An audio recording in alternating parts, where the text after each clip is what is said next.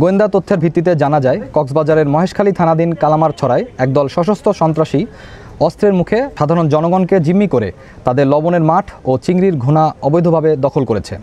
স্থানীয় জনগণের প্রতিবাদ করলে উক্ত সন্ত্রাসী দল বিভিন্নভাবে হুমকি দিয়ে জনমনে আতঙ্ক সৃষ্টি করে আসছিল। স্থানীয় জনগণ বাংলাদেশ কোস্টগার্ডের শরণাপন্ন হলে কোস্টগার্ড উক্ত এলাকায় গোয়েন্দা তৎপরতা বৃদ্ধি করে।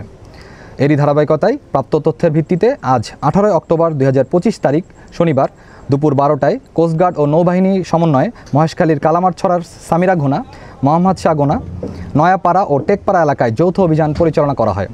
অভিযান চলাকালীন উক্ত এলাকা হতে একটি বিদেশি পিস্তল, 8টি দেশীয় আগ্নেয়াস্ত্র, 8 রাউন্ড তাজা গোলা, 15 রাউন্ড তাজা কার্তুজ, 2টি ম্যাগাজিন, 13টি দেশীয় অস্ত্র ও বিপুল পরিমাণ অস্ত্র তৈরির সরঞ্জামাদি সহ কুখ্যাত সন্ত্রাসী জিয়া বাহিনীর 9 জন সক্রিয় সদস্যকে আটক করা হয়।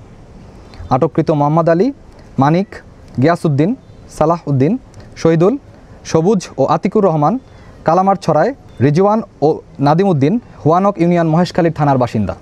জব্দকৃত আলামত এবং আটককৃত সন্ত্রাসীদের পরবর্তী আইনানুগ ব্যবস্থা গ্রহণের কার্যক্রম প্রক্রিয়াধীন রয়েছে।